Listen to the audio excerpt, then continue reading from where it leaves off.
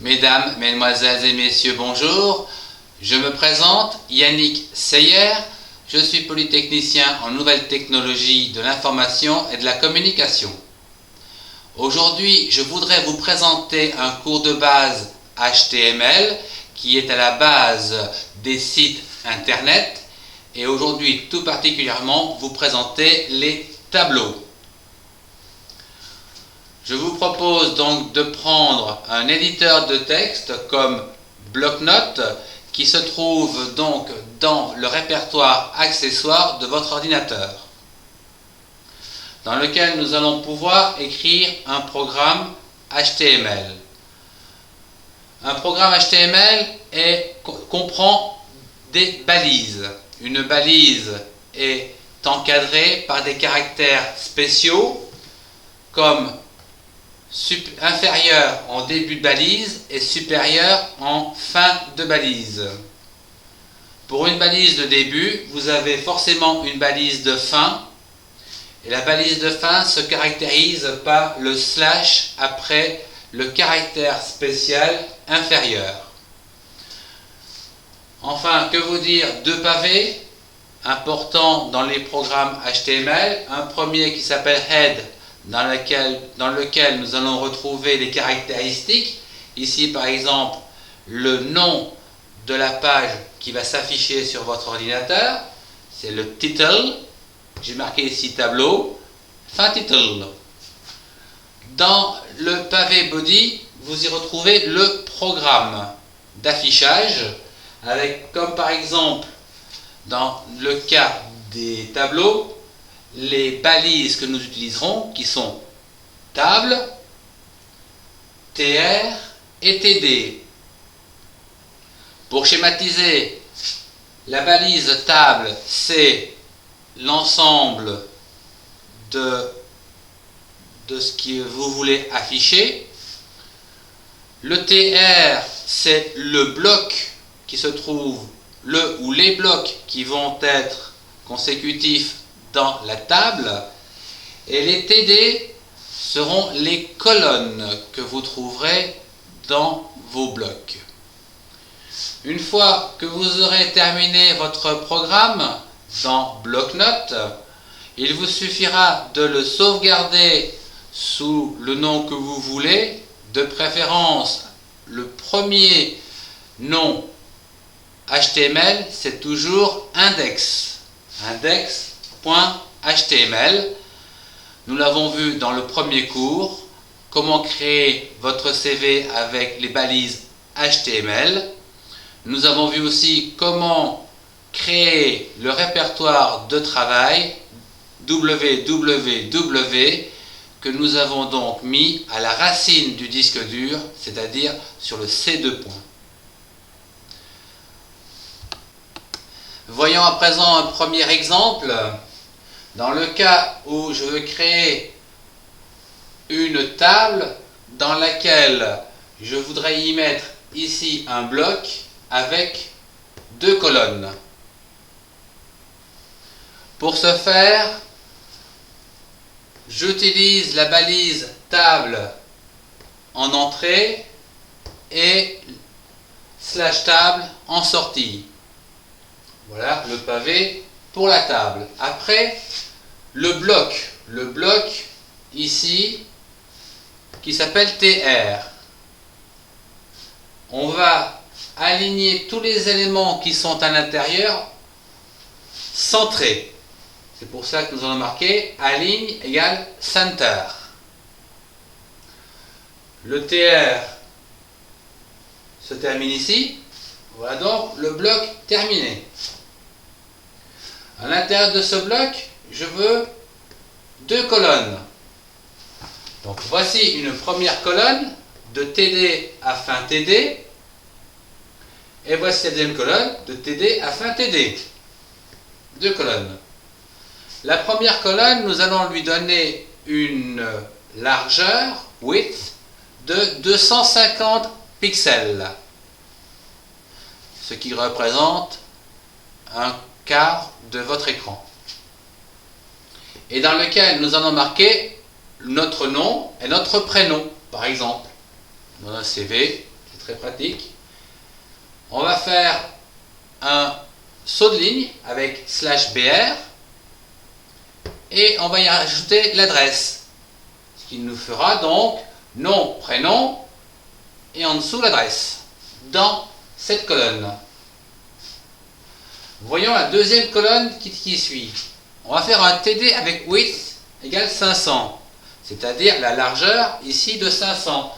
Donc ce sera une colonne qui fera donc 500 pixels de large sur la distance que l'on veut écrire.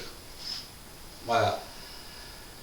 On va y rajouter H1 à l'intérieur pour y marquer le titre, par exemple la profession, et fin H1. Et en dessous, on va marquer diplômé en. Le fait que l'on marque H1, dès qu'on termine la balise, il y a saut de ligne automatique. Donc nous aurons dans ce pavé-là profession et diplômé. Voilà comment on fait un petit tableau avec un pavé qu'on peut rajouter en dessous ou au-dessus comme on veut. On peut rajouter autant de fois ce pavé-là que l'on veut, comprenant deux colonnes.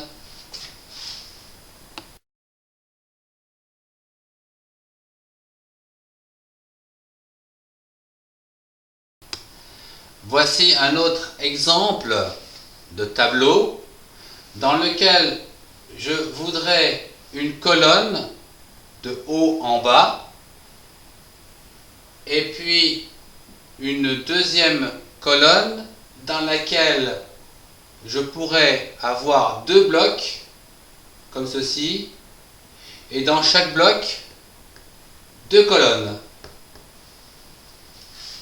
Voilà ce que je me propose de faire dans ce petit programme.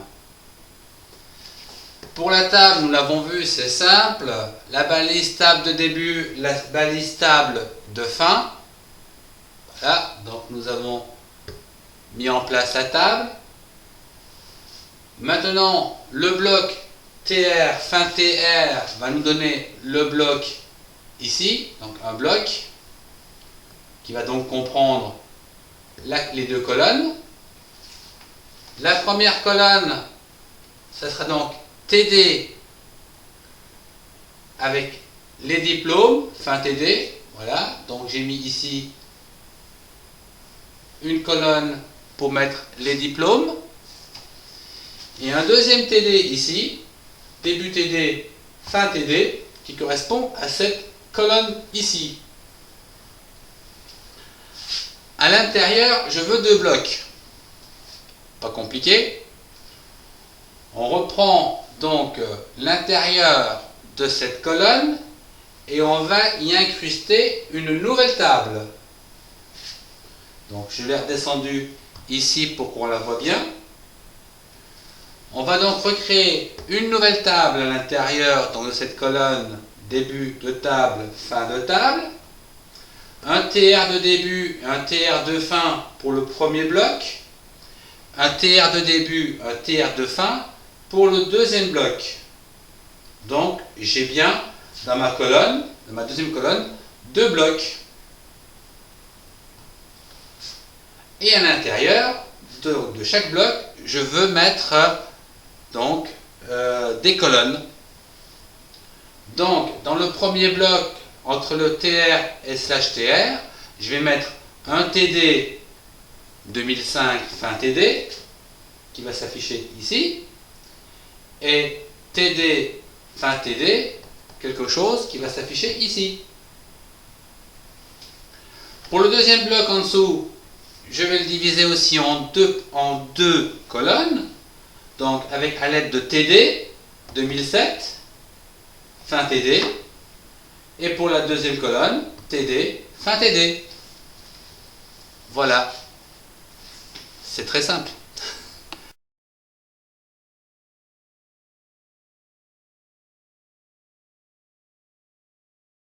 Et je voudrais terminer avec les fonctions des différentes balises que nous avons vues pour créer les tableaux. Le premier table auquel on peut adjoindre le mot cell padding égale 20. Dans ce cas, les cellules ne seront plus jointes, mais elles seront espacées de 20 pixels. Vous pouvez aussi utiliser le mot-clé border égale 1. À défaut, il est égal à 0, mais on peut le marquer à 1, 2 ou 3. Ça vous donnera un liseré tout autour de toutes les cellules. La balise TR, on peut y ajouter aligne égale left, center, right. Donc ça va permettre d'aligner les textes ou les images soit à gauche, au centre ou à droite. Vous pouvez utiliser BG color égale blue, green, pink, yellow. Un petit peu tous les mots de couleur anglaise. Mais vous pouvez utiliser bien sûr le système avec dièse et les 6 chiffres derrière. Et enfin, le TD qui lui est la colonne. Cette dernière, on peut lui donner une dimension telle que width égale 500. Donc ça va lui donner la largeur. BG color, là aussi pour lui donner de la couleur. Et à l'intérieur donc de ces colonnes, il est possible d'écrire du texte, bien sûr. Et ce texte peut être aligné grâce à la balise div, D-I-V, qui nous donne div aligne égale justifie, qui va nous permettre d'avoir un texte justifié comme il faut, de droite à gauche. Je vous remercie de votre attention, au revoir et à bientôt.